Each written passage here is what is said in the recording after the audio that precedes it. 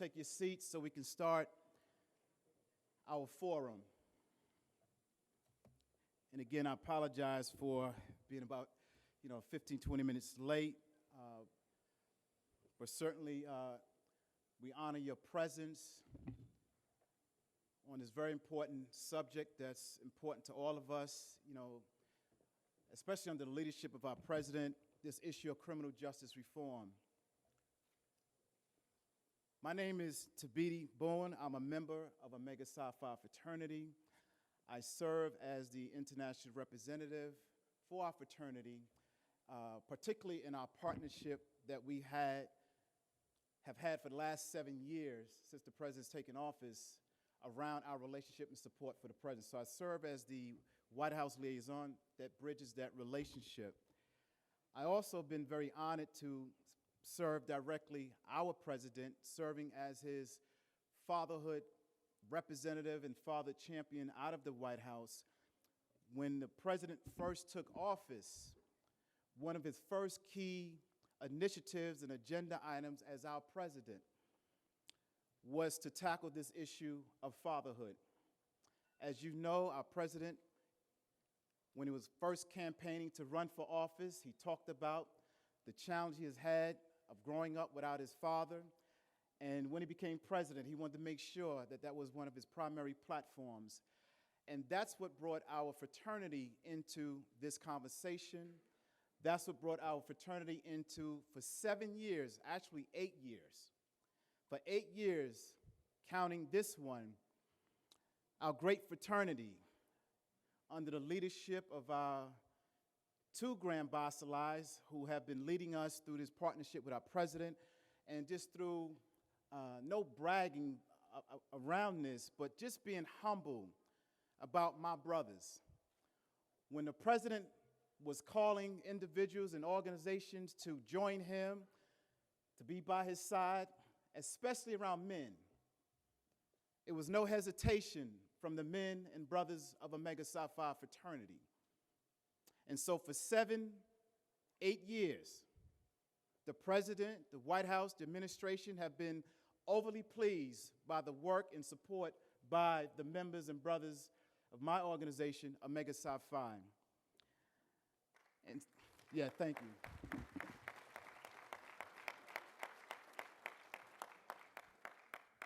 So we were so good at helping with fatherhood, he said, I got criminal justice I need help on, I got the Obamacare and health care I need help on. So whatever this president has called on to need to support him, he has always counted on this fraternity and has received the help of this fraternity. So I want to thank you for coming to this special forum when justice matters for all.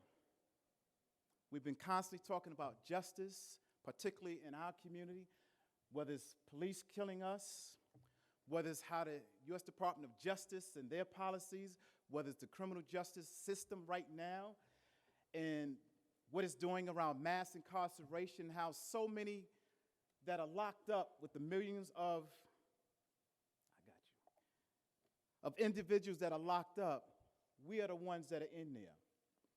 And I want to say that even though this forum is about men and fathers and boys, but it does not dismiss that it's also our black women that are also being impacted by this criminal justice system. And so it's always been customary for me to bring up our current Grand Basilis. You would know that as the president of the organization. But before I do that, I always like to mention Dr. Andrew Ray to please stand and be acknowledged. It was him that was our centennial Grand Basilis that ushered in from the first 100 into the second.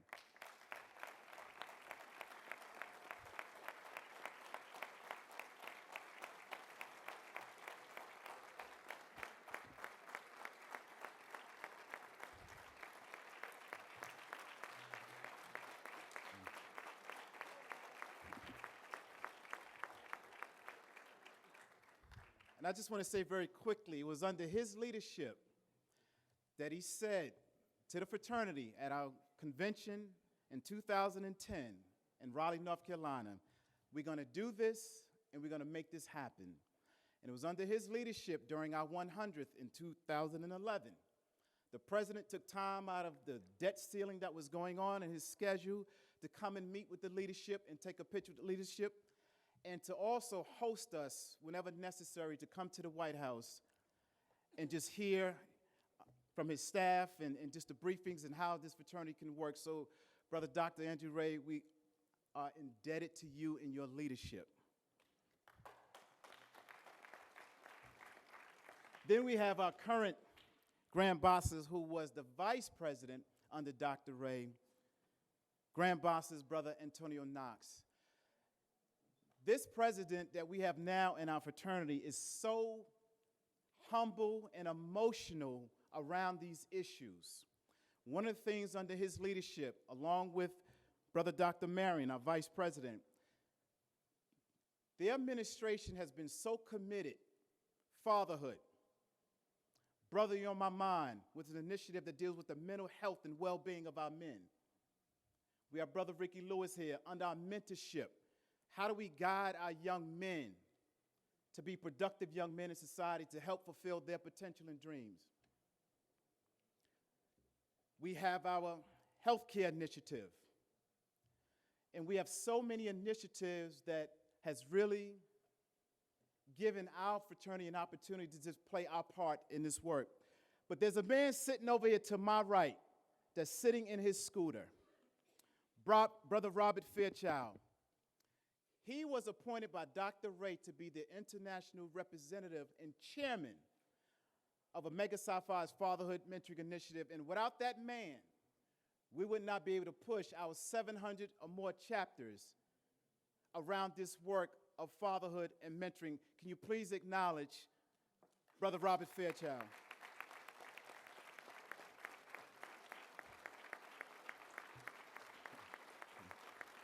Oh, I'm gonna have him talk too.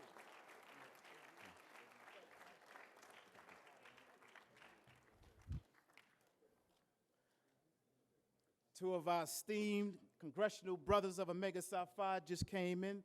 The Honorable Brother James Clyburn.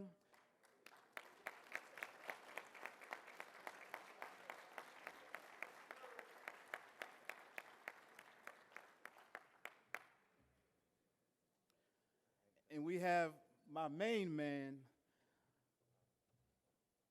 Brother Congressman Hank Johnson.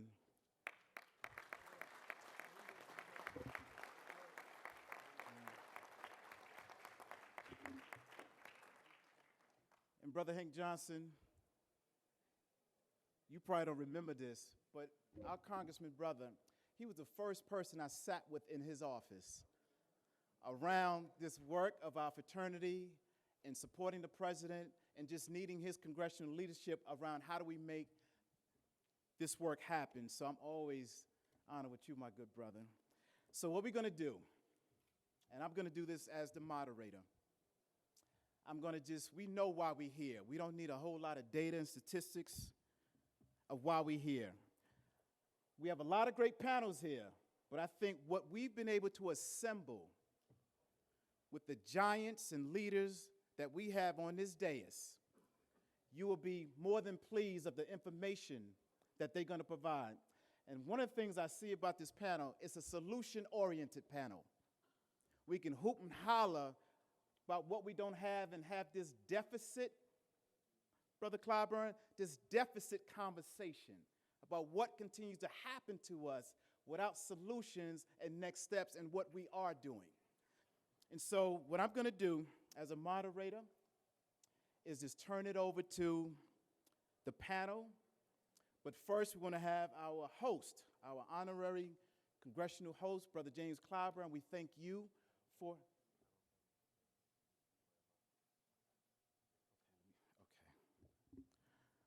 My fraternity brother, Crump, just reminded me of a protocol again.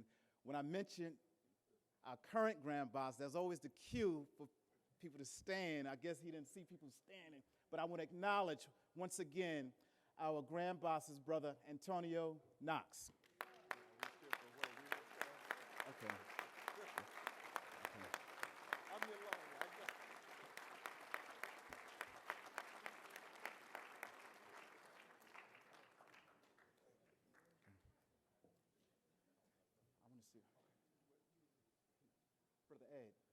Brother Ed, can you wait till he speaks first? Okay. I want to bring up Brother Clyburn. Thank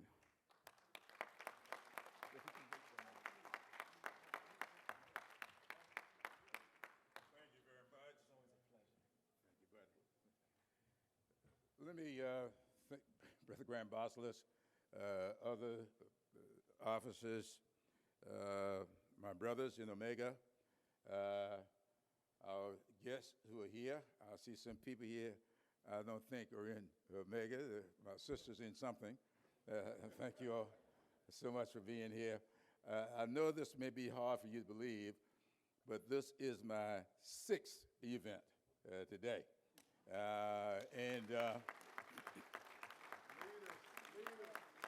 And I've been to 2 breakfasts this morning, and I have yet to eat breakfast. You know, you go to these breakfasts, and you get rushed right to the mic, and you reach and trying to get a piece of bread or toast. So at some point in time, we'll get to that. I don't want to waste time with the panel. I want to thank all of these panelists for here. Let me just say a couple of things. I just left my event, the environmental justice, and I was just being accused, as we always are in the CBC, of not doing anything about this and not doing anything about that. Well, you know, there's one thing about dealing with issues like mentoring. You never know the result to somewhere way off into the future. On Monday morning, I was supposed to be in New York. And I was supposed to be in New York with a young man, some of you may know Ralph Dawson, who I taught when he was in the 10th grade, who has just retired as a partner in Fulbright and Jaworski law firm in New York. For years, he handled the American Express account.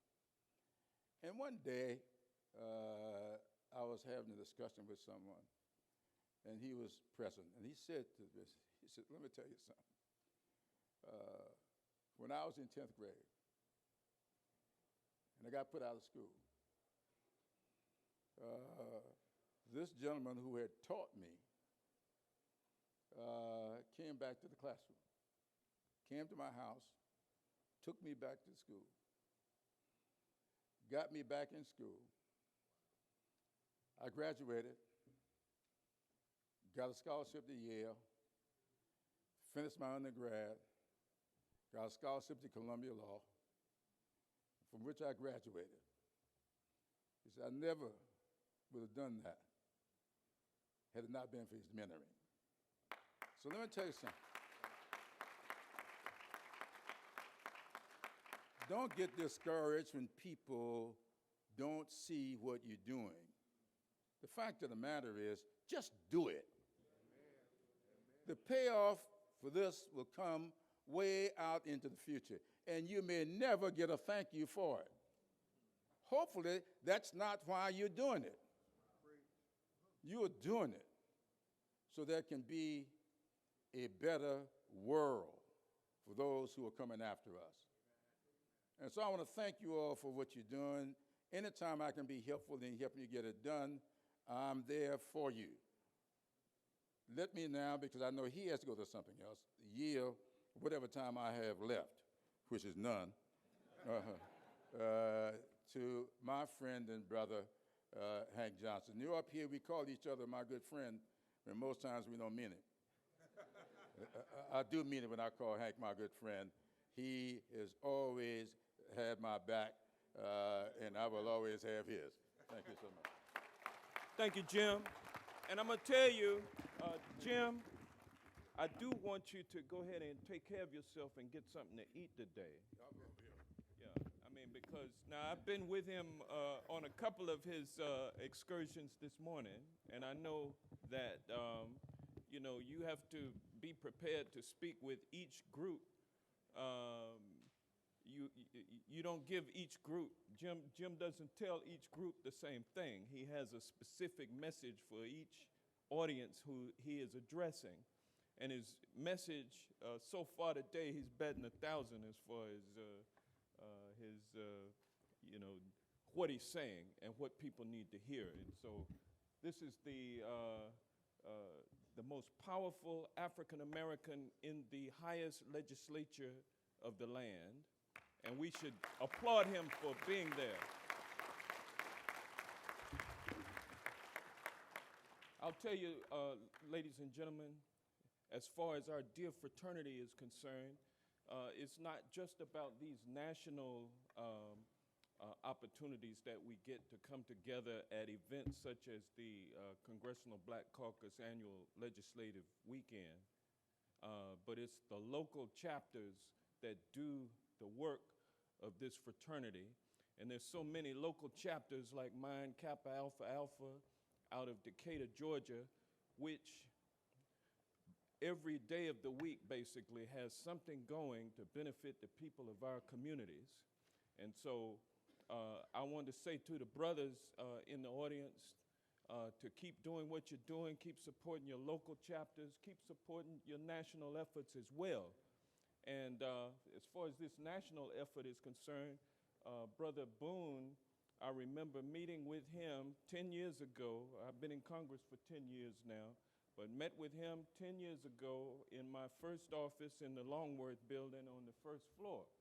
And he brought a group of brothers in to tell me all that needed to be done on the national level with my input, and he stayed behind me to make sure that we got it done. And so I'm always with Brother Boone.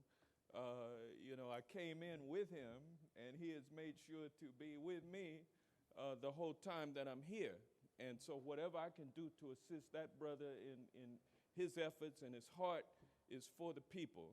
His heart is for the fraternity, and the man has a great heart. And so I'm just going to be continuing to stick with him to make sure that I can assist from my position whatever we need as a fraternity to, and let's face it, we need to elect more Omega men into Congress. Because there's something special about Omega men, and I'm not going to tell you all about it because I will appear to be too partisan or too. I don't want to be divisive.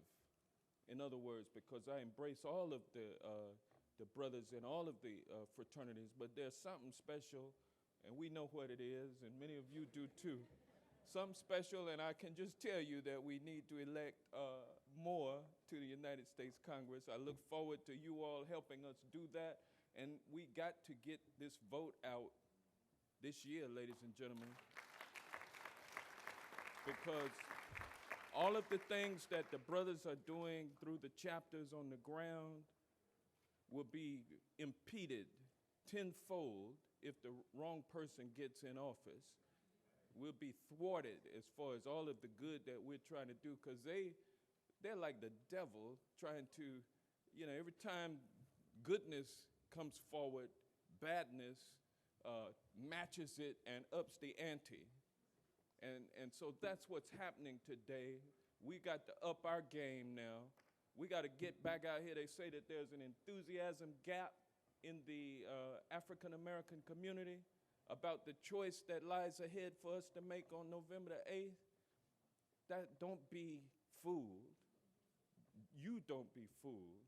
And don't let anyone else be fooled by that nonsense that seems to be perpetuated by the press. They say it so much that we start thinking that it's true. Yeah. But we, ladies and gentlemen, know what the truth is. We know what needs to be done. Even though it looks daunting, we got to do it. We can do it. We know we can. If we have that spirit, then we can, and we will. So let's go ahead and be successful, y'all, today and every day up until November the 8th. Thank y'all so much for listening, and have a great panel discussion today. Thank you.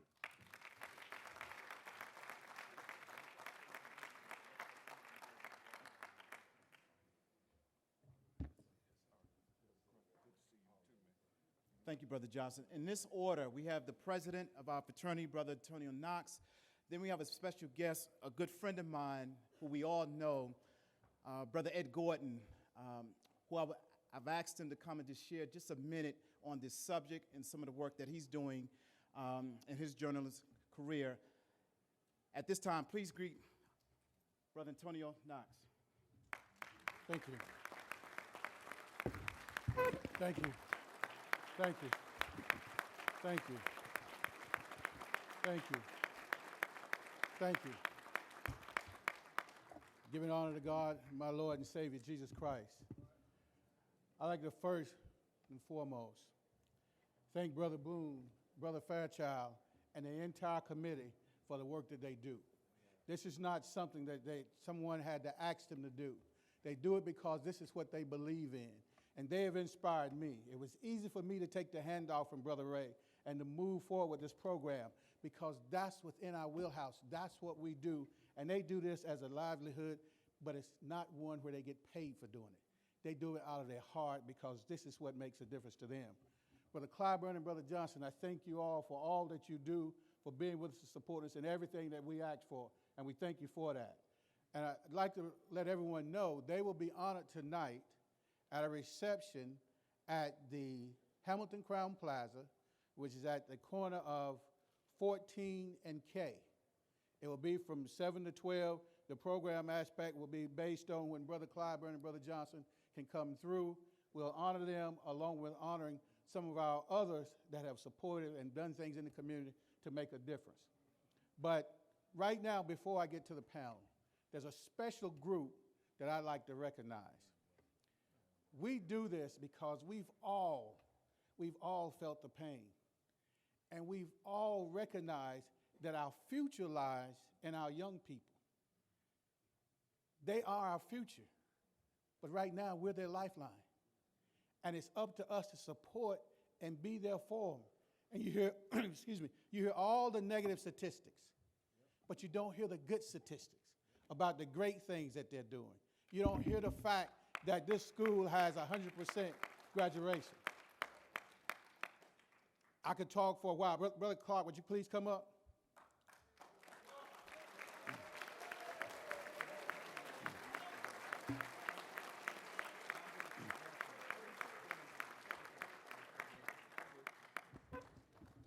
And because of time, I can't tell you all the things that I want to tell you.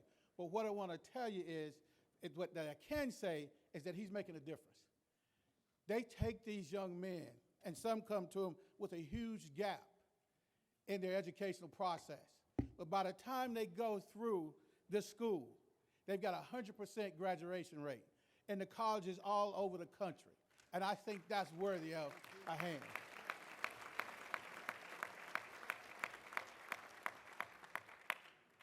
And Omega believes in supporting those and doing all that we can to support around the country our young men. We recognize that this country will never be as great as it can be until every young man or young lady have a chance to live to their full potential. Amen. And they can't do that without the support of you and I.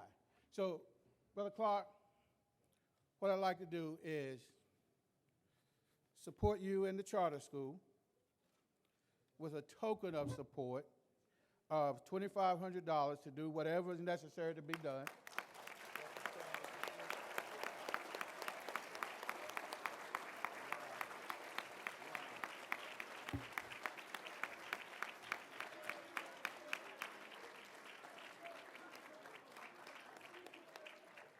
And also, yesterday when we went over and had an opportunity to share, well, I'd had some knowledge of the school, but I asked for someone to raise their hand and tell me something about the school.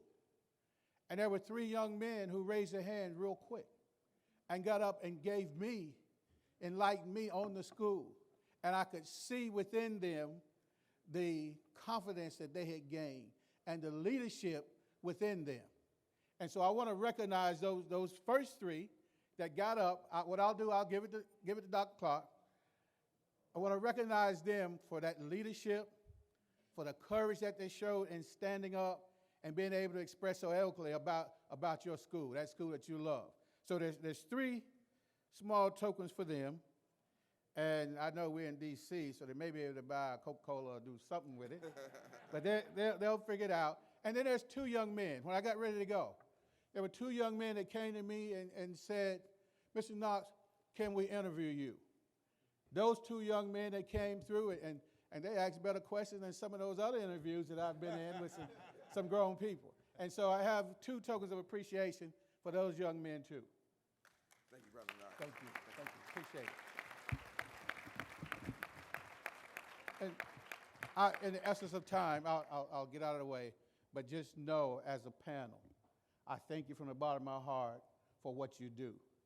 We as men of Omega, we recognize the fact that our households depend on us making sure that the fathers have an opportunity to be there. And for those who have been taken away, that there's an opportunity to work with them to be able to come back and re-enter into the home. Because our homes need our dads. I love the ladies for all that you do, but nobody can teach a black boy to be a black man except a black man. And I appreciate this panel, and I appreciate them. Mr. Martin has felt the pain and the injustice that goes on. We recognize that the scales of justice just hadn't been balanced.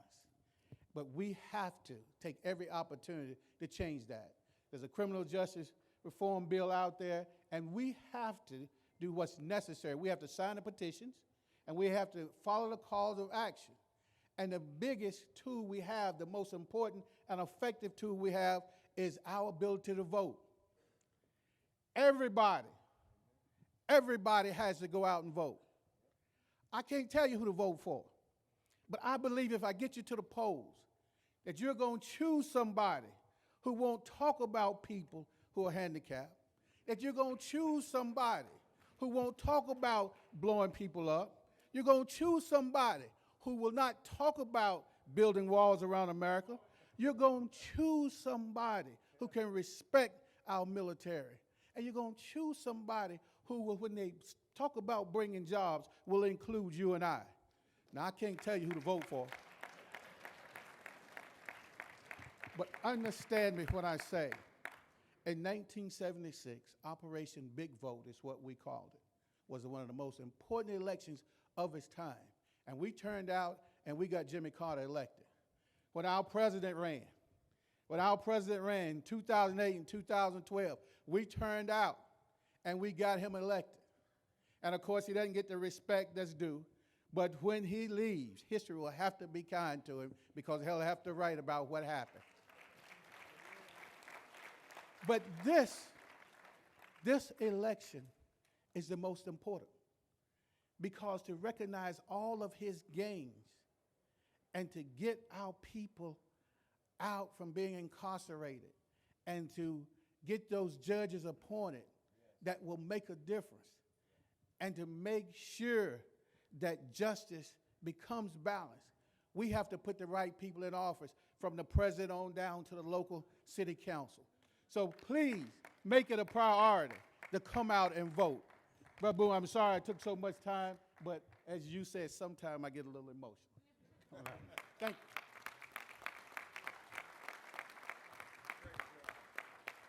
Thanks, Brother Grand. Brother Grand, you can take as much time as you want, the leader of our organization. Can we thank again our Grand Bosslers, Brother Antonio Knox.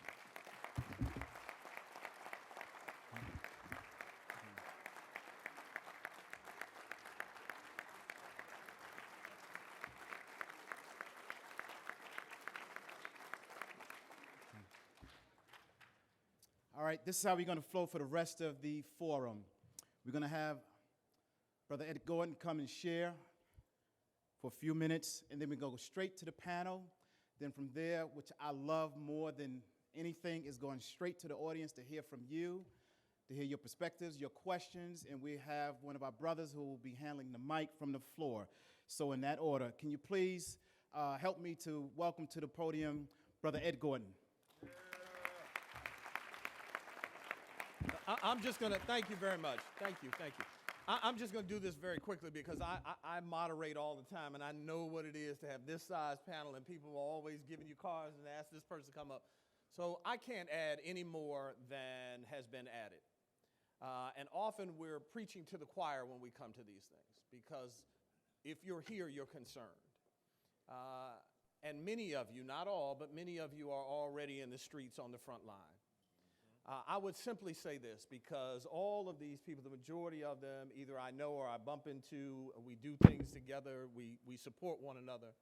And I will say, for those of you in the audience, if you look to the far right and look to that section over there, you see why we're here. And that is the personification of why we're here. And so I simply say this, and it's been said before I came, find an organization, find a group, and if there are only 3 that show up, as Brother Clyburn said, that's your 3, and that's who you do it with. And so we have to just make sure that when we leave this weekend, that we continue to work, and that we don't get caught up in simply doing it this weekend. And so to all of you who are on the front lines, I salute you and love you, and we stand there with you. For those of you who've been thinking about it, the water ain't that deep. Just jump in and let's do it. And this is why I love Ben Crump. He said, your show. So I just started a new show which aired on Bounce TV. We premiered Tuesday night, and for those of you who saw it, I thank you. We had a fantastic premiere, 1 million+ viewers, which is huge for Bounce and cable. It's a news magazine. We did the Mothers of the Movement, and I did Tracy's foundation the other day. So just know we're all on the front lines together. I'm going to let Boone take over. Thank you so very much. Appreciate it.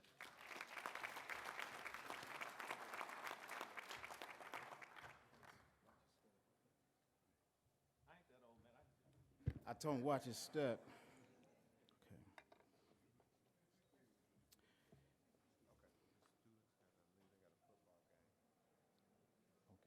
So what is it?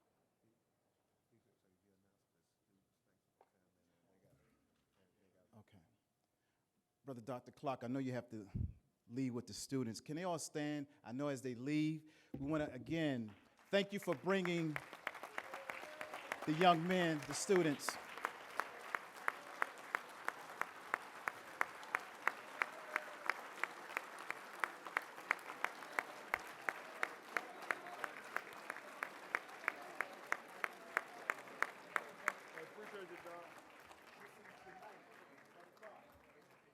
The made man thing. I see you tonight. Okay.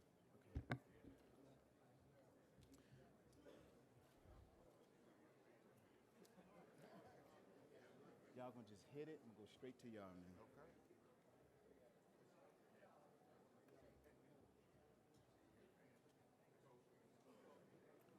It's a third of our audience, but we good.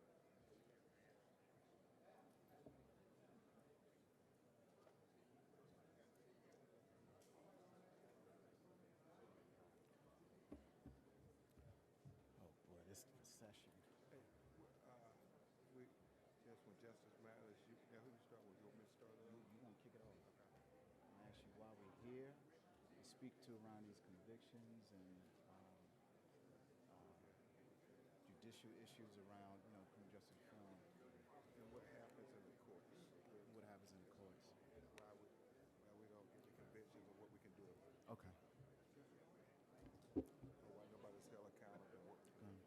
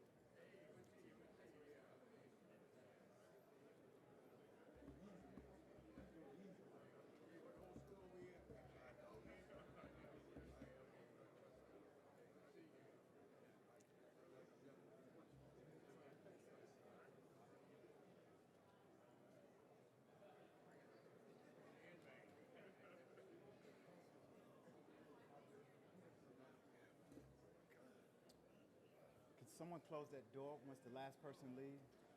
Close that door.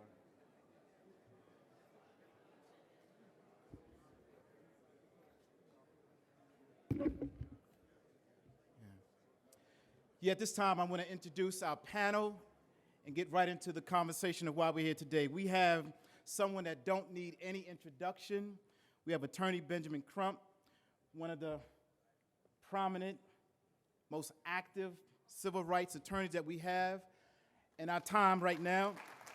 He is the president of the National Bar Association.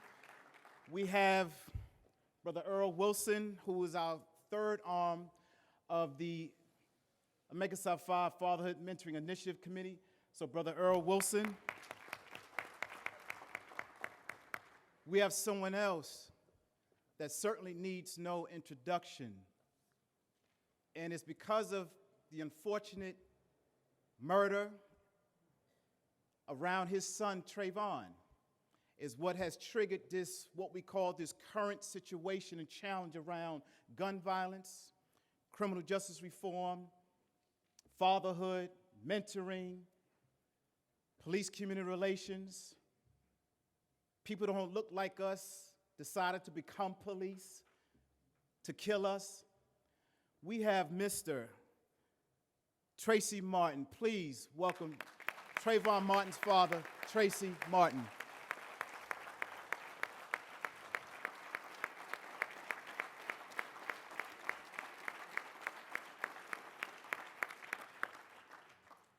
Myself, Ed Gordon, in Miami last month, we was down there to help him celebrate his annual Circle of Fathers Men Conference. He's been a founder of the Circle of Fathers organization doing some tremendous work. And I've asked him to come and be with us at the invitation as a guest of our fraternity to come and share what he has been doing in the name of his son's legacy and memory, and just him as a father and a leader and activist. Then we have Ms. Sakira Cook, the dynamic criminal justice reform, I tell you, I mean, expert, knowing the ins and outs on this issue, call to actions, talking points. We are honored to have Ms. Sakira Cook. She's the representative of the Leadership Conference on Civil and Human Rights. She sent me a clip, and I saw it also. She did a dynamic job on the Roland Martin show, just really speaking on this issue. So please applaud Ms. Sakira Cook. Then to her left, we have Ms. Sonia Pruitt. She is with the Montgomery Police Department, Vice President of the National Black Police Association. We're glad to have you here. Thank you.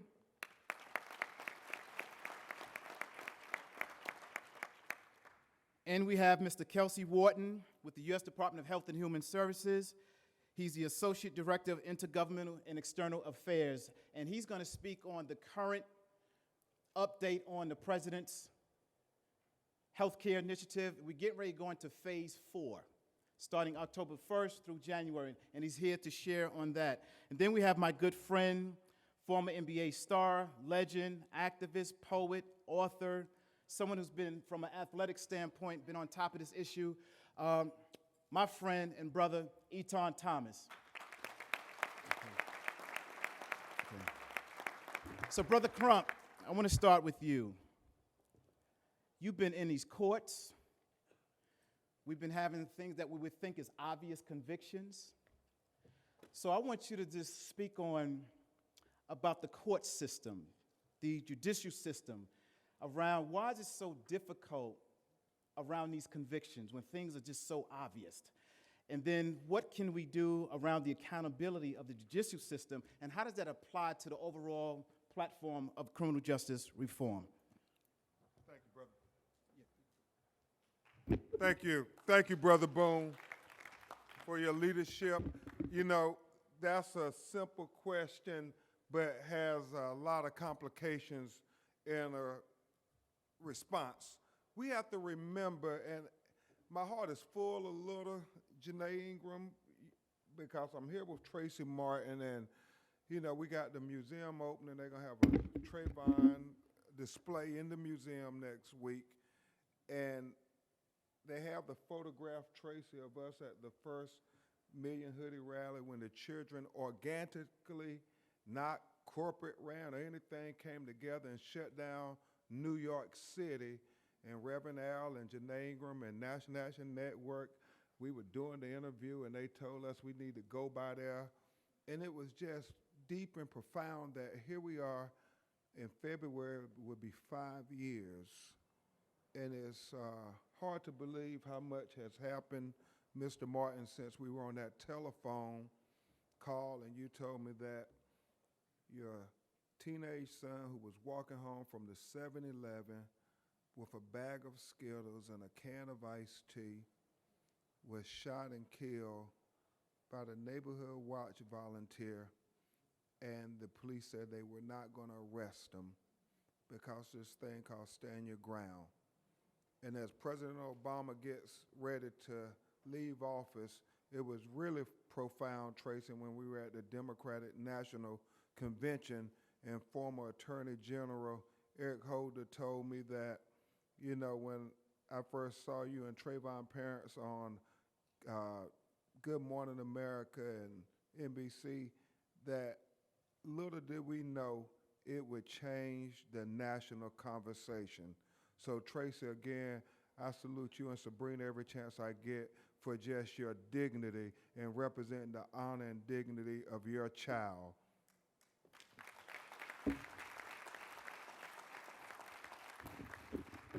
Now, with that being said, you all and Judge Burnett and Attorney Lyles, Attorney Jordan, you all know every day we go in that courtroom, and don't take Ben Crump word for it.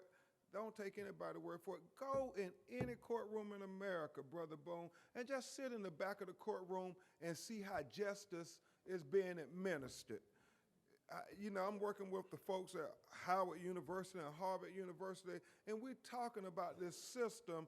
And, you know, we think about Tamir Rice, who we represented, and we often said when they shot that 12-year-old little boy with less than 1 second with him playing on the playground, and you saw them pull up. I mean, just roll up, and thank God children weren't playing out there on the playground, or more people would have been killed that day, Brother Hill. They came up and they shot in less than 1 second. The car had not even stopped before they shot him. And then they have the audacity to tell us that they said 3 times, Brother Ray, to put your hands up and drop the weapon. And don't take my word for it. Go look at that video and see who's telling the truth. I mean, and so you have that objective evidence, clear evidence, convincing evidence. And then they go back in the secret grand jury proceedings, Brother Grace, and, you know, they have these very sophisticated concepts called qualified immunity for police officers. And Sonia, you know about that. And they come out, and even though we saw Eric Gardner get choked, even though we saw Tamir get shot, in Virginia, we saw Natasha McKinney, sister, half naked in handcuffs, and she gets tased 12 times. And yet all these things happen. And Brother Boone, you're right. Nobody's being held accountable because us, and I say us, because Lord, I'm a lawyer, and we all part of this system. Us lawyers, man, we can intellectually justify anything. I mean, if you listen to us long enough, we can make something sound reasonable. Boy, we can make it sound real rational. And Dr. King talked about that in that letter, Judge Burnett, in the letter from the Birmingham jail.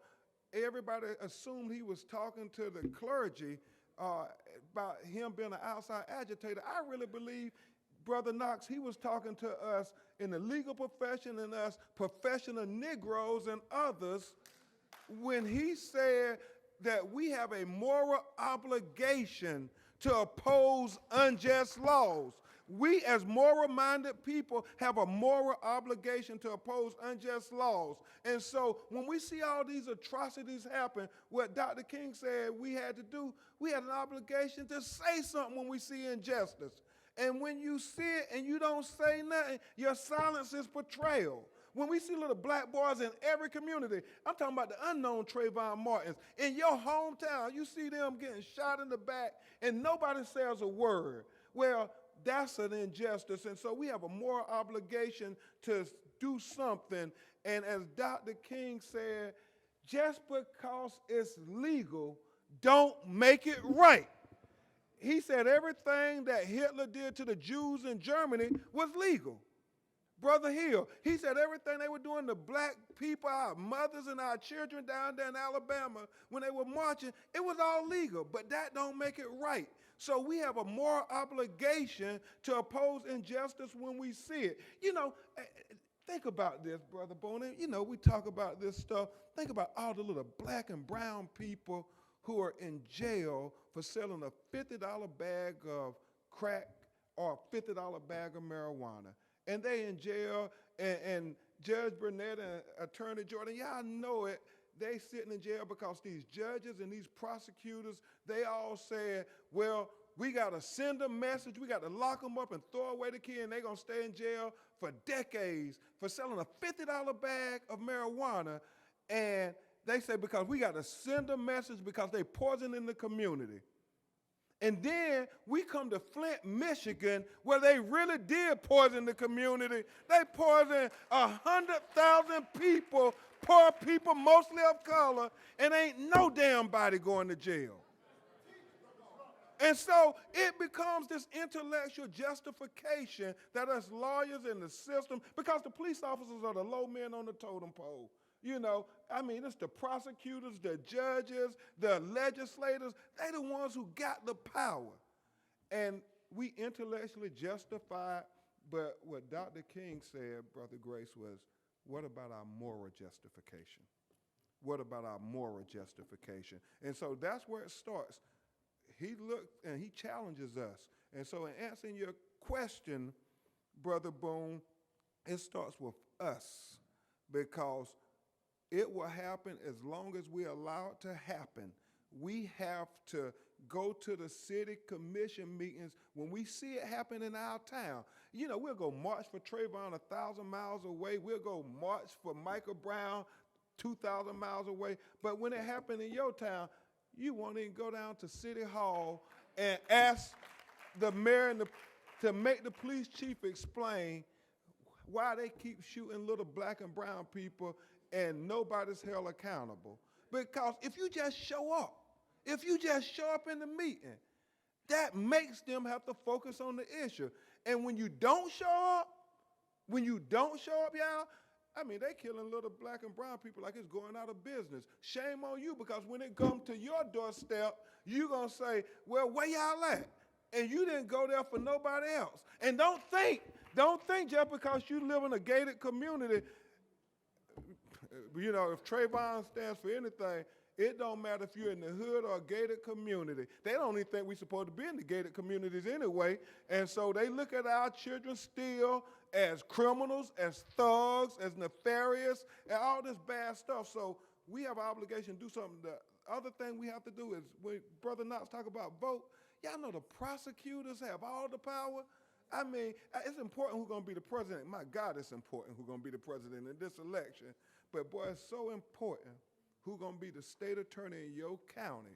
Because when those little black and brown people, when little Billy come and little Junebug and Shaniqua come, and they got the same fact pattern, but yet little Billy walks out the courtroom and little Junebug goes to get fingerprinted and placed with a felony on his back that he has to bear for the rest of his life. And you talk about how that's going to affect him and his children because he can't get a job and he got to figure out how to put food on the table. Brother Thomas, we had these conversations. Men are going to try to take care of their families. They want to do it legally, but if you take those opportunities away from them, they going to do something. So the solution is a lot with us getting out and doing something. Everybody ain't going to be on the front lines with Tracy and me and the young people from Black Lives Matter, but we all have a role to play. If it's mentoring, if it's going to be part of court watch. I mean, you know what it means when those judges are sitting in there and the only thing black in the courtroom is you, your client, and the judge's robe? But if they see more black people in that courtroom, they ain't going to always do what they do when we ain't watching. So it's a lot of panelists, got a lot of great advice, but you all, we can get very technical and so forth at a later time. But for the interest of time, the one thing I will say is just go to city commission meeting, go to the court. If you got time, just go and be there. I mean, jury duty. Man, tell everybody at your church. I mean, have the preacher preach about jury duty. Representing those 13 black women, Tracy, who were raped by that serial rapist with a badge in Oklahoma City, nobody in the mainstream media wanted to talk about it. But it was because of black people and Kerry Washington from Scandal that we got to tell America about the most horrible rape that nobody had ever heard about. And because of you all, not because of the system, we got justice for those women. It was the first time a police officer in recent memory that I can remember, Brother Boone, that actually went to prison for doing horrible things to black and brown people. So that's the power we have when we decide that we are not going to allow it to happen anymore. We simply have to stand up for our children. And in closing, we got to stand up, we got to speak up, and we got to fight like hell for our children, because if we don't do it, nobody else is going to do it for us.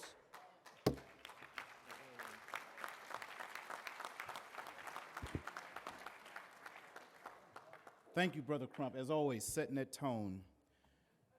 Mr. Martin, you and I have talked a lot, and one of the things we talked about that people forget, he was with his son as a father when it occurred. And a lot of times that relationship does not get discussed in the broader conversation. So, Mr. Martin, if you can just speak on, just as a father, how you doing, how things are coming along as you still deal with that, being in the public, and then also, more importantly, share the great work that you have been doing in the name of your son with your organization and your activities. So please, Mr. Martin, just share with us, an update in terms of what you've been doing.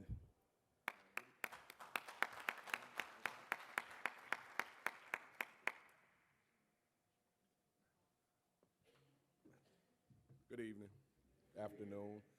First of all, I'd like to thank Brother Boone for allowing me this opportunity to present my story, or what we're doing as a foundation, to you all. All of you know me, the father of Trayvon Martin, Tracy Martin, and I thank you once again for having me. We met in Jacksonville, and it's just an honor and a pleasure to be a part of everything that Omega's doing for the fatherhood initiatives and for our communities across the country. As a father, Brother Boone, how I'm doing as well as to be expected. Many times in our lives we have trials and tribulations, and you're either going to do one or two things. You're either going to do something about it, or you're going to get out the way. And I decided just to do something about things that were in my grasp. So on the heels of Trayvon's death, what we did, we created the Trayvon Martin Foundation. And as a part of the foundation, what we wanted to do, we wanted to get engaged with the community, become advocates of the social injustices that were happening in our communities, that were happening to people of color, and just being the voice of those unknown Trayvons. So that was a big part of our mission. So once we got to a point where I call it the point of no return, where we started something, and the African American community just looked at us as pillars and said, hey, we with you guys with your fight. And we understood that it was important that we had momentum, and we took that momentum from the people and said, hey, this is our supporting cast. Let's go back and give to the community whatever we can in whatever way we can. And so a lot of times we get calls in the middle of the night at 2, 3 o'clock in the morning saying, hey, something's happened to my relative, and can you do something about it? And I know Brother Crump get tired of me calling him at 5 in the morning, but I have to continue to call him because just so we can bring some attention to the atrocities that are happening in our communities. Every case is not going to be a case where you can touch. And we understand that because we do have instances where there's some wrongdoing and someone gets their life taken because of they were doing something wrong. But a senseless act of gun violence shouldn't occur in no neighborhood. No parent should have to wake up in the middle of the night to a call saying that your child or your loved one has been taken away from you. And so that's our fight. That's our fight. And we understand that with having a foundation that we have to have programming. And with that programming, we sat down and we decided what can we do in the communities? How can we continue to be a voice in other avenues? And Ms. Fulton created the Circle of Mothers, which is a great program that she do with all the moms that have had children that or family members that have lost their lives to senseless gun violence. And so what I wanted to do, I didn't want to piggyback on something that the mothers were doing. So I created a program called the Circle of Fathers.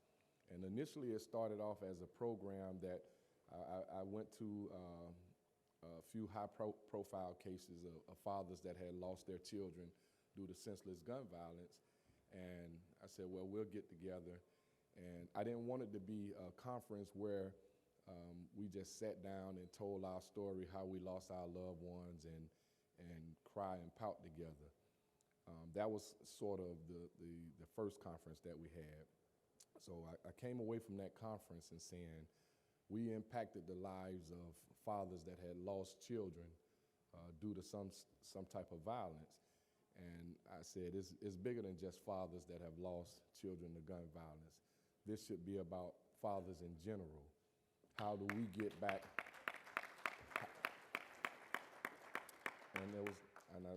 We wanted to say, I said, how do we get back in our homes as fathers? How do we get back in our communities? How do we gain respect from our young men? And so we sat down, the team of us sat down and said, let's engage in, let's take somebody who knows the entrepreneurship field. Let's get someone who knows about the mental health issues. And I was just talking to the young lady on the panel this morning about mental health issues. And we as black men, when you mention mental health, the first thing we think about is somebody being crazy. Mental health issues is not being engaged with your son. That's a mental health issue because if you're not engaged with him, if you're not engaged with him, then that means we're leaving the job to be done by somebody else. And maybe 15, 16, 17 years in his life, the government's going to be engaged with him with this mass incarceration. So it's up to us as fathers. So we said it's up to us as fathers to get a hold of the situation. We have a huge disconnect with our young men. And many of our young men are angry with us as fathers. And it's because of I come from a broken home, but I still had a good relationship with my father. Just because you're from a broken home, that doesn't mean you don't have a relationship with your father. So that negative vibe that they send and say, hey, you don't have a father in your home, so you're going to be another statistic. We need to change that. So that's what a part of the Circle of Fathers was. Okay, you're not engaged in the home, but you can build a relationship with the mother so that child can have a healthy relationship later on in life. And so I'm a big advocate for not having to have the state or the government tell you as a father that you have to take care of your child.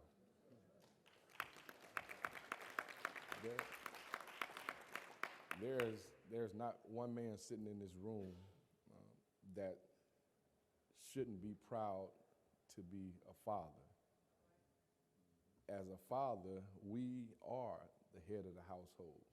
So the Circle of Fathers' mission was to get that father, that head of the household, that king of the throne, that leader in the community, back to where he was. And that's building in our own communities. Stop being afraid of our young men. Talk to our young men. Proverbs 27, 7 and 17 said, iron sharpen iron. So does one brother sharpen another. So that's our mission, to get our young brothers, our young fathers back to where we need them to be, upstanding citizens in the community, and just teaching them how to advance in life. Everybody's not college material. Everybody's not going to have a degree. But if we can reach out and teach at least one young man, teach him life skills, and see him prosper in life, then our job is done. Thank you.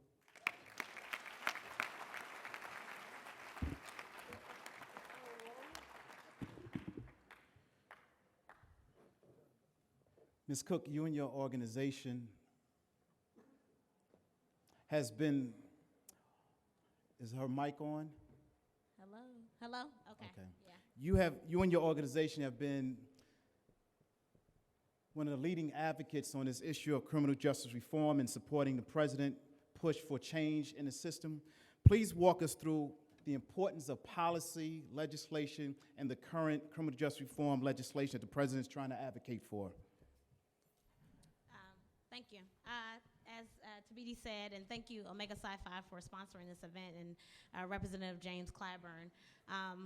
This is an important discussion, and as my previous colleagues have noted, it's African Americans who are overwhelmingly impacted by our system of justice.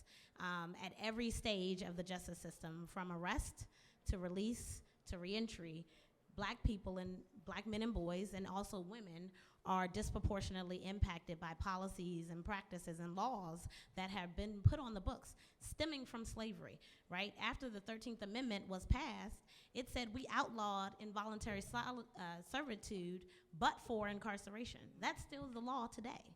So you can be a slave for all extents and purposes if you are incarcerated.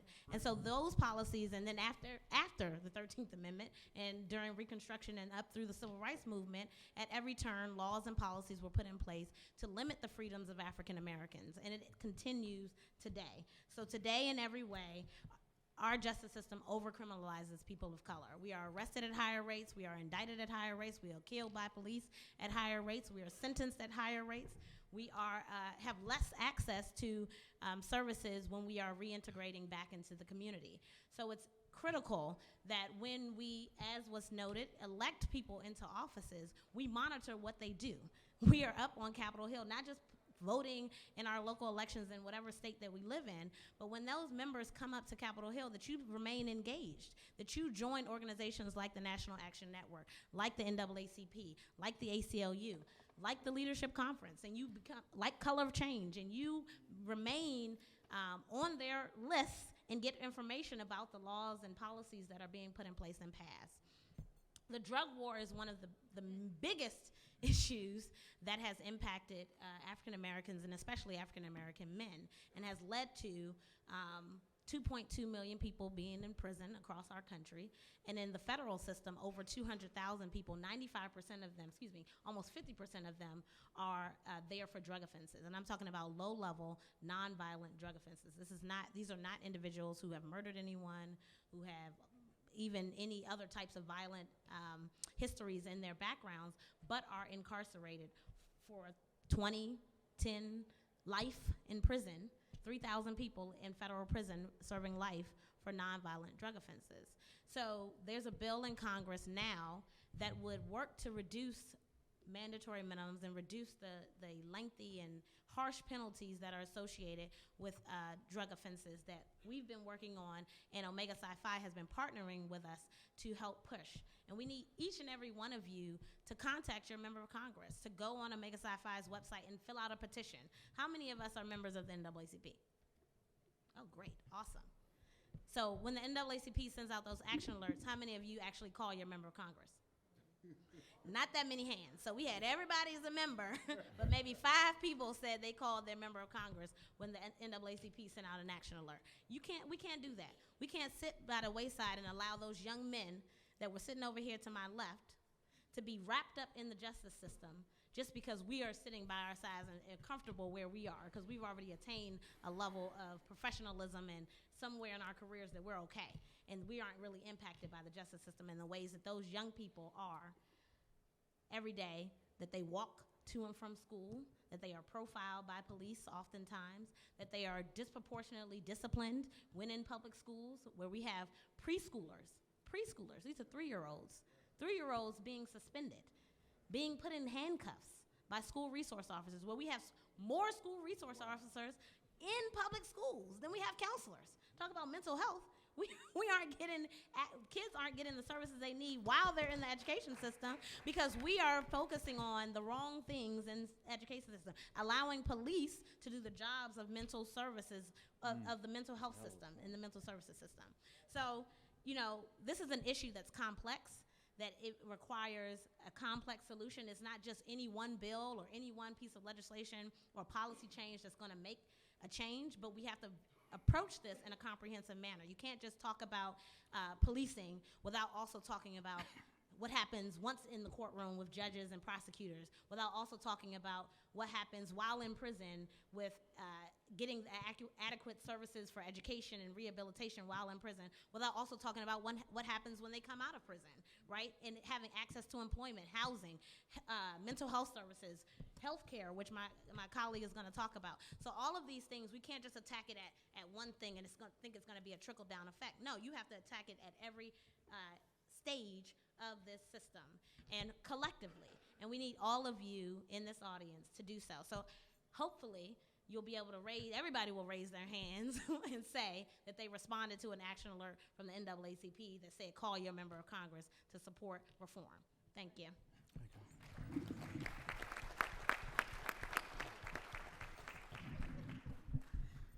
Ms. Pruitt, in your 24 years, law enforcement, a member of the National Black Police Association, speak to us about this trust issue, this challenge issue that we see in our urban communities between the police and the black community.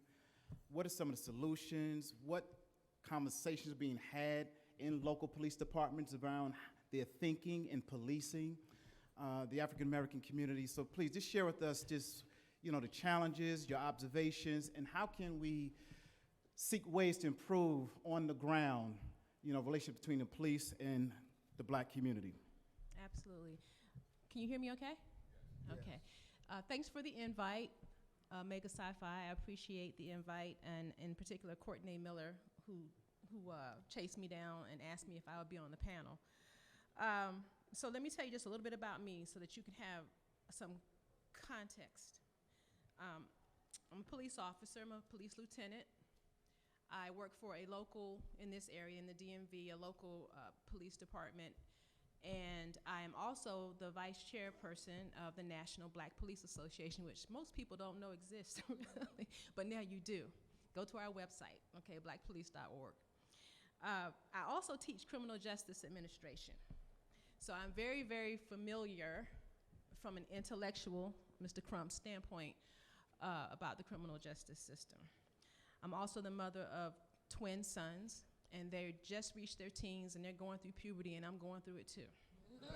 So I understand your fear about your sons and your husbands and your brothers and all the people that you love who look like us. I understand. So Sakira and I were talking a little bit earlier about how often we're like the lone sister or maybe one of a few sisters who are sitting in a room full of people, and we want to talk about what it is that's important and, to us and what we're passionate about. And we also spoke, at least I spoke a little bit about policing from that standpoint.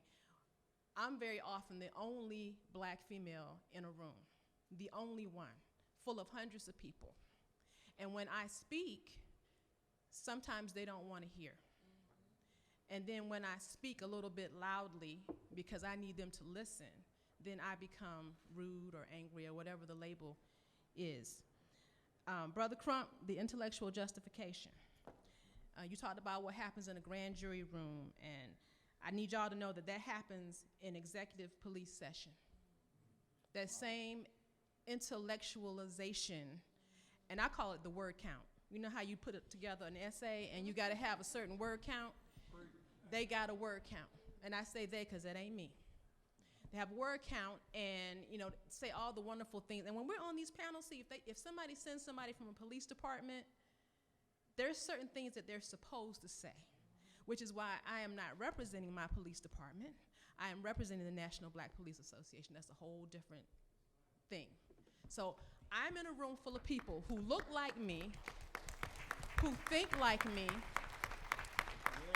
who are important to me because you are my community, and that is who raised me, the black community. This is my brothers and sisters, and I would be doing a dishonor to you and a dishonor to me if I did not speak truth to you.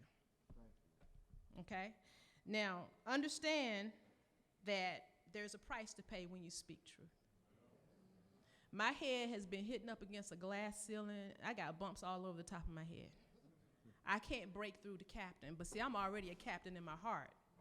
They trying to tell me, well, just because we didn't give you the title, you're not a captain. No, I'm a captain. I'm a leader. You don't want to hear me, but I'm going to be heard. So I need you all to know that there are people speaking just like me all over this country. Sometimes you may not hear about them because we're not going to put it on the Facebook page or we're not going to tweet it out. Sometimes we play the game so that we can get into those faraway corners where we can really do work. And let me tell you something. When you go vote, think about the sheriffs, yes, but think about who puts in place your police chief. Yep. For me, it's the county executive. So you put in place a county executive who in turn places a police chief. You got to know what's going on in your community. You got to know who those people are before you vote them into office. They don't want to see people, that word they, don't want to see people looking like me and you in a room where policy is being made. And I'm saying that, and I believe it with my heart because I've seen it. So if there's a price for me to pay for telling the truth, well, then I'm going to let God give me the punishment. I need you all to know that we are there, and I'm not going to take too much longer. I don't usually do anything scripted. I listen to what people kind of need, and then I make some notes, and I talk about it. So what I really need from you is to let me know what you need. And in return, know that there are brothers and sisters out there who are really fighting the battles on the insides of police departments. And sometimes we're going to need to come to you when we really decide to take a stand. Because they will come after us just like they will come after you. And we need you there to have our backs. Okay? Thank you.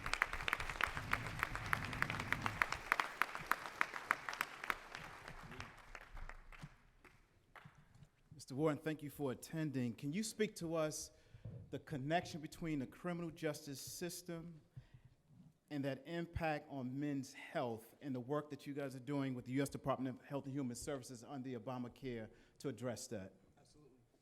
Can you guys hear me? No? Can you hear me? Yeah. All right, perfect. To Omega Sci-Fi, thank you very much for having me today. To Mr. Boone, thank you for your moderation and facilitation throughout today.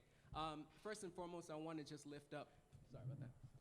Can you hear me? Yeah. All right, all right. So my colleague, Acacia Salati, she's currently taking some time off to deal with a family emergency, so I'm here in her place. So, in this room as a collective, I would just love for you guys to put some prayers forth for her as she goes through this very trying time. So I just kind of want to put some numbers, right? In terms of connecting criminal justice and healthcare, I want to put some numbers onto this conversation.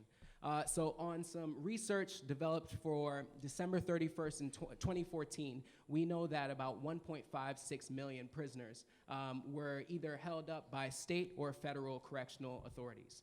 We also know that black males, the rate of imprisonment for black males were at 3.8 to 10.5 times greater than the rate of imprisonment for white men, right? 3.8 to 10.5 times the rate of imprisonment for white men. And we also understand that here in the United States of America, about every 1 in 52 adults is currently under community supervision, right? So whether that's parole or probation, right? So when you put 2 and 2 together, you have us with 37% of that initial number that I threw out. We're obviously being supervised at a much higher rate than every other community. So I put those numbers out there because I want to connect criminal justice to healthcare, as Mr. Boone already laid out. How does it connect, you ask? Well, it connects because 40% of men and 60% of women in prison are dealing with at least one chronic illness. So those illnesses could be HIV/AIDS, it could be hepatitis C, it could be diabetes, it could be hypertension, or it could even be brain trauma, right? So it connects because there are some very real things that everyday citizens deal with, but when you put somebody in a jail cell or a prison cell, can you imagine what it's like dealing with some of those ailments and those chronic disabilities and diseases? It also connects because we know for a fact that 1 in 5 Americans are dealing with mental illness. And then finally, it connects because we know that African Americans are 20% more likely to report that there is serious psychological trauma, right? And developmental issues that we deal with because of the day in and day out trauma of the lives that we lead, and then also the lives that are being led within a prison cell. So while treatment and facilities for many of these issues and these chronic illnesses that I've laid out might be there, we really need to figure out that sort of transition between being within a prison cell but then re-entering society.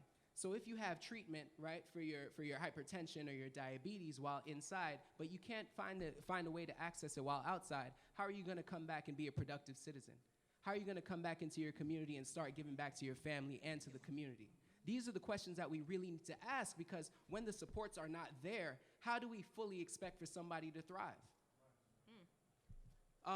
So the reason I'm bringing all of this up is because healthcare is the way that you can essentially allow for somebody to re-enter successfully, right? So the status quo right now is that people are dealing with these illnesses and they're untreated when they come back into society. So if it's a mental disability, if it's a mental illness, we're essentially saying, as Mr. Martin brought up earlier, mental illness is craziness, but it's not that. We could instead provide healthcare and provide these resources to make sure that people understand that, hey, if you have a job and you have successfully entered into the workforce again, you have everything you need in order to be productive and in order to show up day in and day out and do what you need to do. And then B, you can continue to provide and add resources to your family and your community. So the criminal justice element in healthcare is extremely important for us at the Department of Health and Human Services and throughout the administration. Obviously, you guys are well aware of the Affordable Care Act. You're well aware of the work that we've been doing over the past 6 years to essentially make sure that each and every American has access to health care. We are continuing to do this work from POTUS on down, right?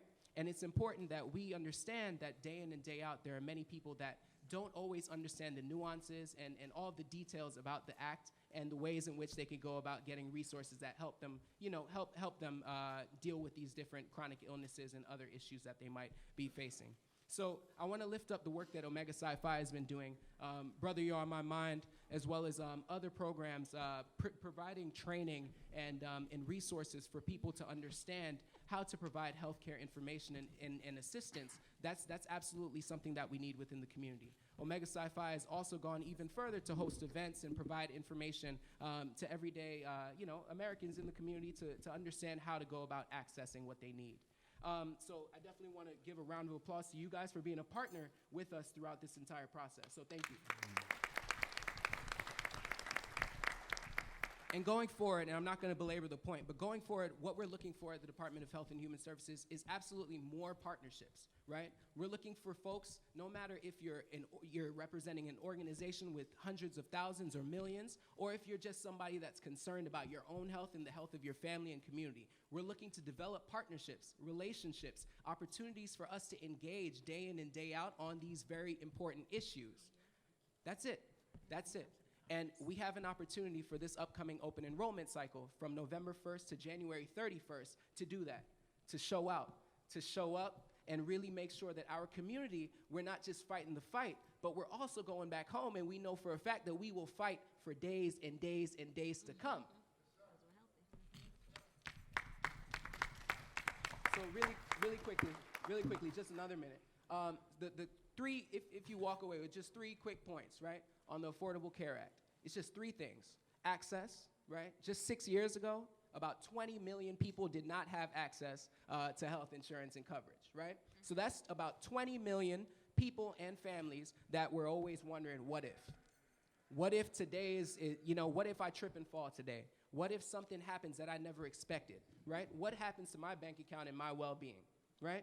Now we have 20 million more people that are covered. That's a beautiful thing. We have more work to do. The second thing, quality. So I actually just went to the doctor 2 days ago, right? And I walked out, luckily I walked out with a free preventive, screening check, right? So they checked me and took all my blood and diagnostics and all that kind of stuff, and I didn't have to pay a dime. Right? So these are the opportunities, and this is the information that we need to be able to spread within the community to fully understand that we can tap into it. It's not going to break the bank, right? And the final thing is affordability. It won't break the bank. Find an opportunity to have a conversation with someone if you are interested in information, right? And find an option that works. So I'm asking that everybody in here really take just those 3 key points and walk on with that, and please have a conversation with me afterwards about partnership and what it looks like to actually move this forward. And I'm just going to tee it up for you. Hopefully, Mr. Boone could close this for me. Thanks to the ACA, we also have Medicaid expansion, right? So in each one of our states, we're missing 19 states like Georgia, Florida, Alabama, even Idaho. Anybody from Idaho? Exactly. But these types of states that have not expanded Medicaid. And when we're talking about reentry, many of our men, many of our women that are coming back into the community, if they're 138% below the poverty line, right, that doesn't mean that you don't have options for health care, right? Medicaid expansion allows for you to step in and take care of yourself no matter where you are socioeconomically. So finally, health care, in my opinion, is precautionary, right? Go out, do what you got to do, right? And I'm speaking to the choir right now, but continue to pass this message along. It's precautionary, right? Self-care, in my opinion, is revolutionary, right? So the conversation that you have with yourself, if you're not feeling well, mentally, physically, whatever it might be, whether it's with you or one of the brothers or sisters in your family and community, have that conversation because self-care is revolutionary. And then finally, within our community, you put community, self-care, and healthcare together, and you actually have a very positive and powerful equation to move forward. So I thank you guys for the time today. Please have a conversation with me. Let's find a way to partner together, okay? Thank you, Kelsey. So we're going to finish up with you, Eton, and then after that, we're going to go straight to the floor for a good 15, 20 minutes of Q&A. So Eton, we've had during the NBA, particularly the Epstein Awards, where you saw Carmelo, D-Wade, some of the guys taking a stance around gun violence, criminal justice matters, Black Lives Matters. Then, of course, Colin Kaepernick has been really, really the center of attention during the NFL season around his stance around social justice. So as a former NBA player, current activist around players in the league and the NBA, how important it is for players around these social stances, and what can the NBA and players do in addition to some of the public things that we see, whether it's taking a stance or wearing shirts with slogans and statements of support, but what can athletes in the NBA specifically do to support criminal justice reform, there's issues around policing, helping to assist our lives in providing resources around this issue? Okay, thanks, Boone, and thanks Omega Psi Phi for bringing me on today and sponsoring this event, and I'll talk quickly because I know about time. Basically, you're seeing a resurgence of the 60s right now with athletes, and to me, it's absolutely beautiful to see. But what you're also seeing is a resurgence of hatred and a resurgence of anger and backlash.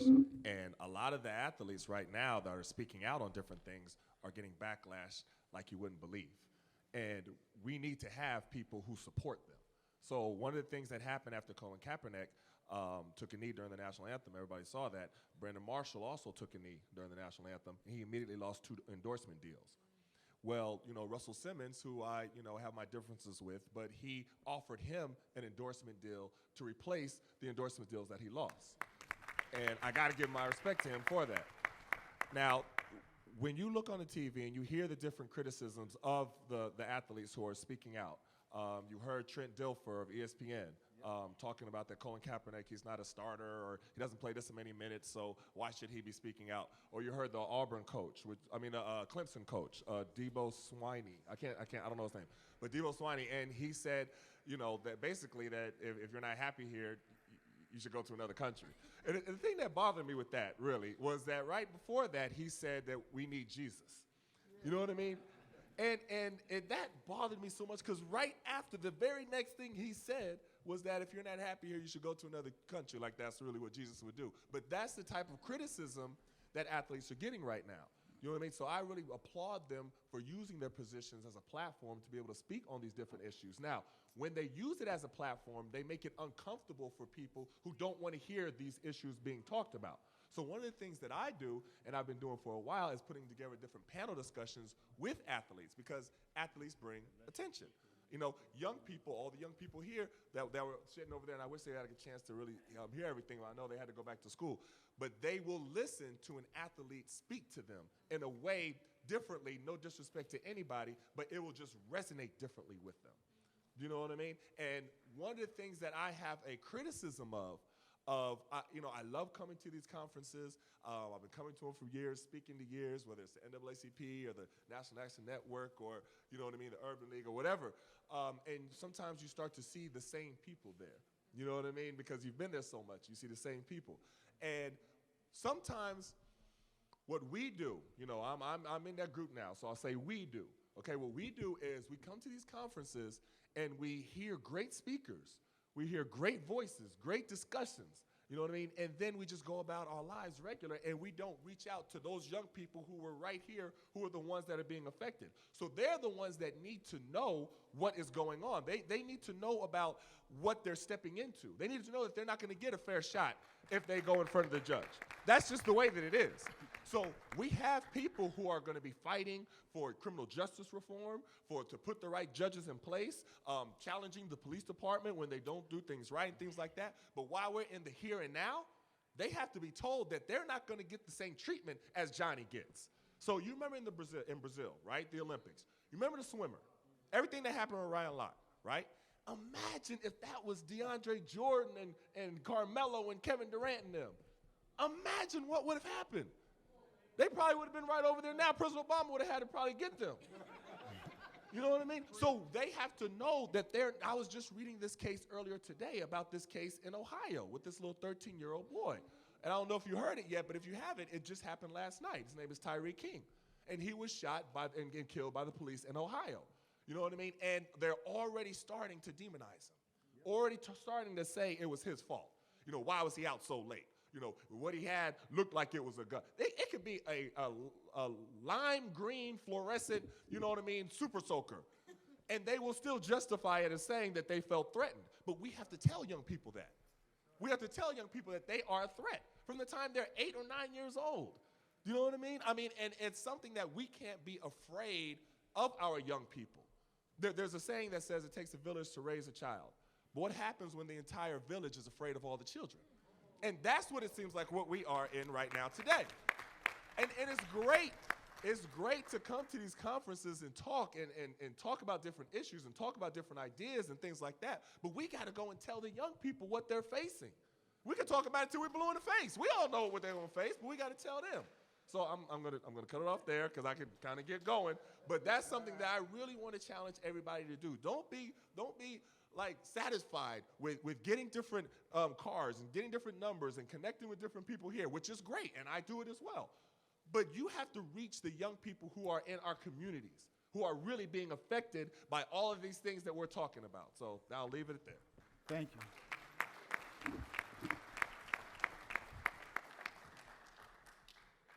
Yeah, there's one panelist I forgot, Brother Earl Wilson. He's going to do a quick 2-minute update on the work of the fraternity, and then we're going to go straight to the mic. Thank you, Brother Wilson. Thank you. Try to do best you can. I got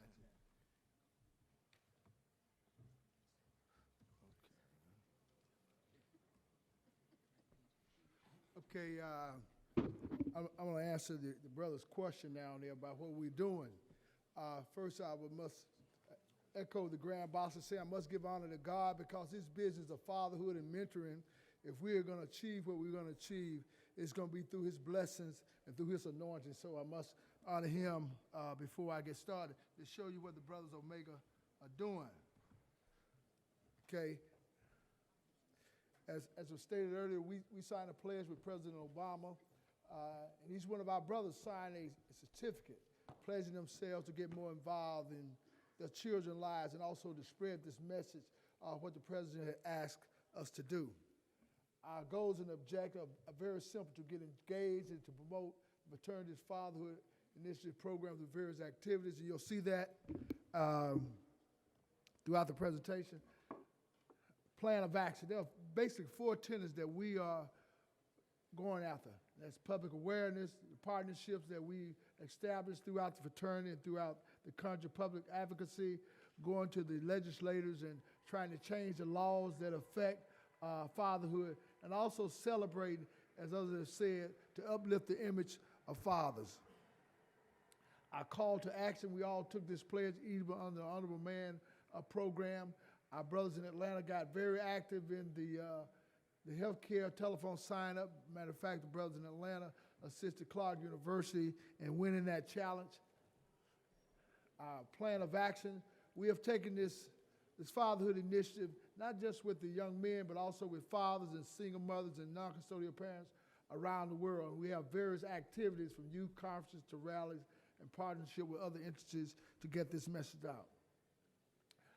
The National Institute of Health, they already told you about our relationship with them. The Brothers on My Mind effort. We're also in several of the chapters are getting involved with the VA on this effort. The reentry program, trying to get fathers who are incarcerated going back with their families, and also the 2 White House initiatives. The programs throughout the fraternity that we're involved here, the Black Caucus, the Honorable Man program. We also involved in an undergraduate program. We're pushing Future Dads program. And throughout our grad chapters, these are the lists of activities that we host, from panel discussions to conferences to rallies on state capitol, father-son breakfasts to father and daughter dances to try to get fathers involved. We also have a quarterly newsletter that we send out through the fraternity and throughout the world, telling about all the different activities that we're having. And Brother Fairchild and Brother George Taylor put this publication out each quarter. Here are the list of the actual representatives from the various districts throughout the country, throughout the world, who are promoting our programs. The 24-hour dad program session was held where Congressman Johnson was involved in that. Where we bring in the subject matter experts, your counselors, your lawyers, your district attorneys, the folks that talk to those fathers and mothers, what impact that they're having on their children. So we are taking the message throughout the country. Also, the folks in the 5th District, Tennessee, Kentucky, all the way down to the folks in our 8th District. You'll see the various programs that we're having.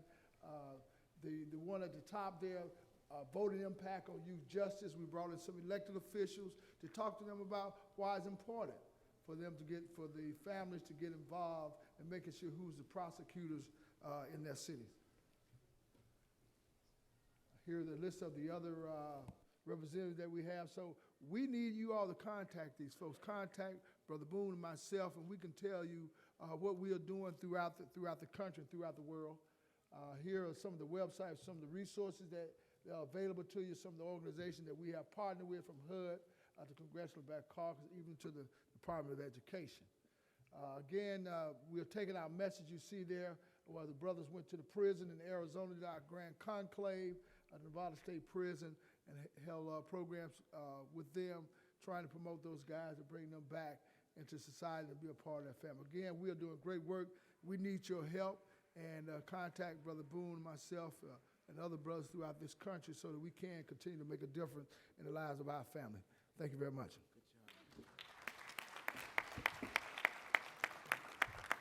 Thank you, Brother Wilson, and thank you, Brother George Taylor, for the great work you've been doing with our fraternity newsletter that promotes our Father Mentoring Initiative. Brother George Taylor, stand real quick.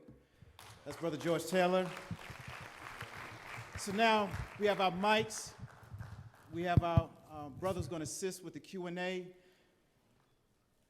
Good afternoon to Brother Knox and all my fraternity brothers from around the nation and around the city. I'm Sitting Commissioner Franklin Malone. I welcome you on behalf of our Mayor, Muriel Bowser. I'm a sitting commissioner for the D.C. Commission for Fathers, Men, and Boys, a commission that we hope to take root all across the nation. I'm also the CEO of the 100 Fathers Incorporated, which 10 years ago, with Brother Fairchild and Brother Boone, walked the halls of Congress to bring this fatherhood movement to the Omega Psi Phi fraternity. I stand here today with a proposal. The 100 Fathers today will be at 4 o'clock in Pavilion 600 doing a film on fatherhood. I invite you to come up and do an interview and to purchase our book, which is supported by Omega Psi Phi fraternity. Secondly, I have a proposal. Our proposal from the 100 Fathers is this: to legislate change. Since Congress always uses an independent prosecutor, Mr. Crump, to change the dynamics of what's wrong, we want to introduce legislation with the fraternity that would enact an independent prosecutor for local police matters to supersede, overcome, and to take a look at problems that police departments have that cannot be solved from the inside, but must be solved from the outside. That's my proposal, and we passed legislation in Maryland, and the D.C. Commission was passed because we wrote the legislation. I'm gonna give that to the fraternity. We can either move on it, miss it, or let it go, but we're gonna keep the train moving. Thank you very much. Thank you, Brother Malone. Brother Grand? George Grace, I'm the 37th Grand Bosses. Two things. Number one, I need to know, I heard Brother Crump talk about the prosecutors and the judges.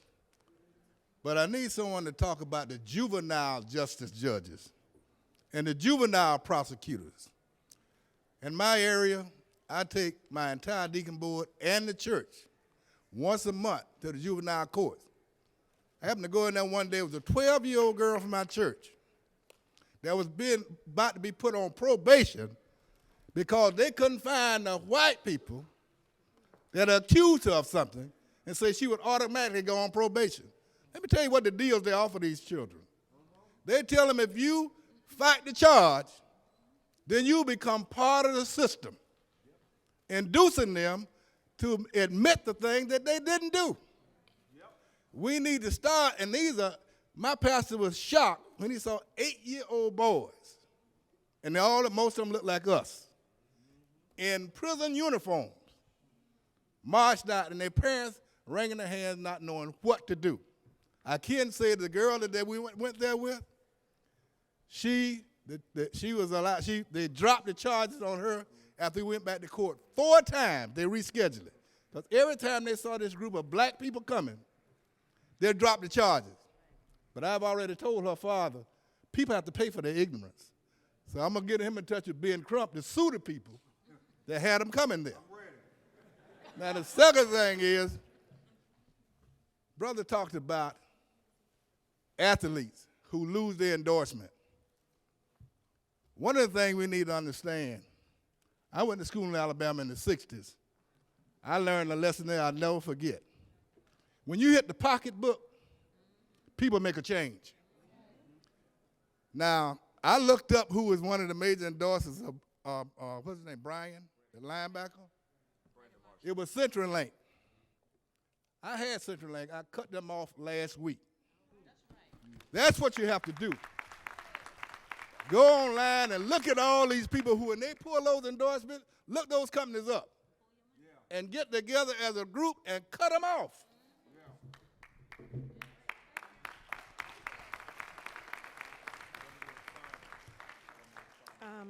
Hello, my name is Michelle George, and I want to congratulate my Omega brothers from your Delta sister about what you're doing with the initiative. But I'm also here also as a public health nurse. I want to, and the panel could comment on it as well, what's going on, and someone is going to write a book. I don't know if it's going to be Michelle Alexander or myself, and I understand about decriminalizing marijuana, but I live in the city of Detroit, and what's happening is these marijuana dispensaries are in our city and in our neighborhood. Now, I mentor at-risk youth, homeless youth in Detroit, and I mentor young men in prison, men and women. But we need to do something about these marijuana dispensaries because the new Kush is very strong. At my previous employer, I had to leave my job because the marijuana scent is so strong, like a skunk, it was causing me as a nurse to have memory loss. So we also need to focus on this new weed that I was just over in the Senate building debating a lobbyist. And she started telling me about cannabis, but I told her, no, get it out of our neighborhoods. They don't put it in the suburbs.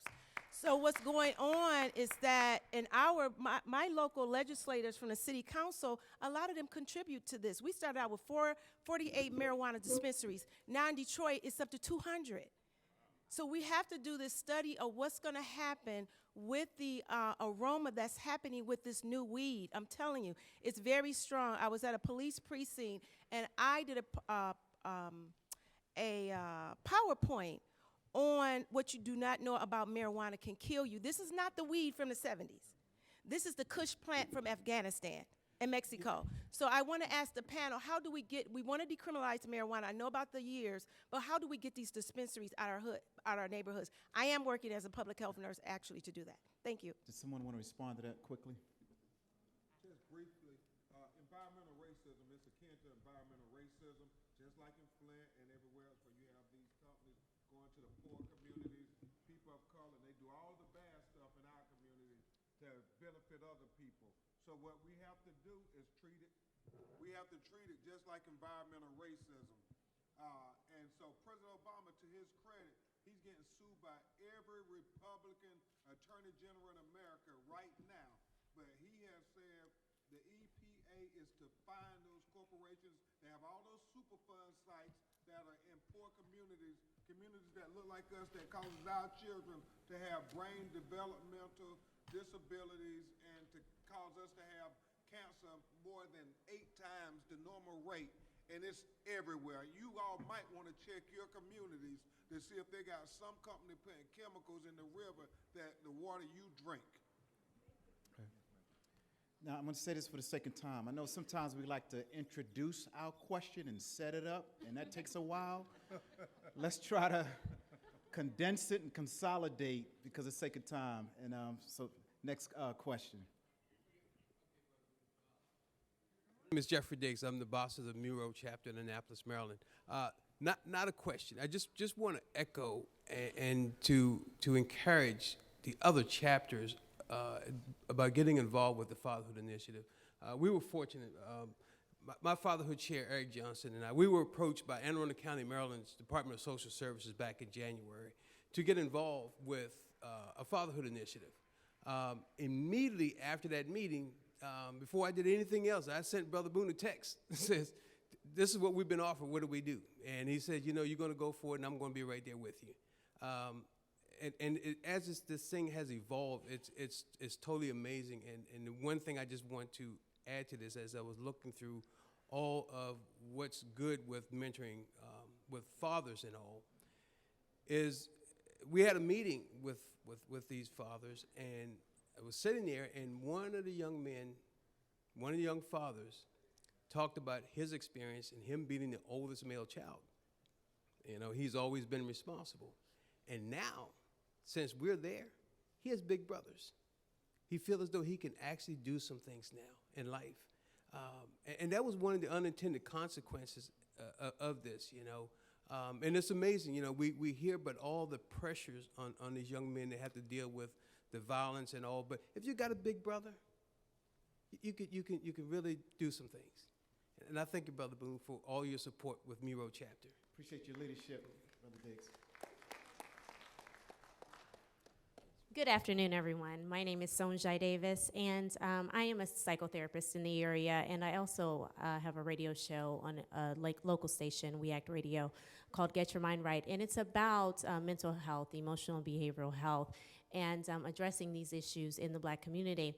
And my question is, it's a rising concern for me as a Black woman, and in our community, and it also will end up being a criminal justice issue for Black men, and that is the safety, the interaction between young Black men and Black women, and the abuse that's occurring. Many of you know about the young lady that was just shot in New York because she rejected someone. I want to know, what are your mentoring programs? Are you addressing these issues? Because I get tired of hearing men say, oh, that's the catcalling and so forth is not an issue, but we see it clearly is. I'd like to answer that question for you. Through our mentoring program, as part of the Fatherhood sessions we will host, we have a session with the young men to talk about protection of what. Microphone, please. Yeah, can't hear you. Okay. We have a session during our youth conferences that deals with a particular topic, protection of womanhood. We host fatherhood session. We have father and son talk. And those are the kind of things that we bring up and talk to young men about. The importance of them being the protector of the family at a young age. We talk to them about how to treat women, let them know that chivalry is not dead, and that the way that you deal with the sisters on the street, would you want someone to deal with your mother or your sister in the same manner? So we are having those type of dialogues during our youth conference. I'm quite sure most of the chaps, most of the brothers, when they have that manhood 101 with those young men, we talk about those particular topics and how to treat women and what you're supposed to do to be the protectors of the family. Good afternoon. My name is Alfonso Davis. I'm from Syracuse, New York. What up, bro? Just real quick, and I heard Attorney Crump, and I heard the sister who's a police officer talk about this issue, and I'm just concerned in terms of how do we begin to do this to deal with those issues in terms of electing people who decides who's going to be your chief, getting people to run for judge or for district attorney. I ran for mayor in my city, and I'm running next year. And one of the things, and I'm trying to get my wife to run, who's a great attorney, but she's not interested in politics. But my question is, what are we going to do to begin to identify people in particular cities when we know that things are happening, to identify young folks or older folks who's interested in the political process to run for these seats? Because mayors in cities, well, my city, a mayor elects the chief. In certain cities, you have the other people who are electing these. But we have to begin to think about, as a group, how do we begin to identify people to seek public office and then get our people to vote so that we can have decision makers at that level. Gotcha. Sonya, you want to say anything? All right. Because I know you're going to go with it, ain't you? Yeah, when you get it out the way, that can cut it off. I'm going to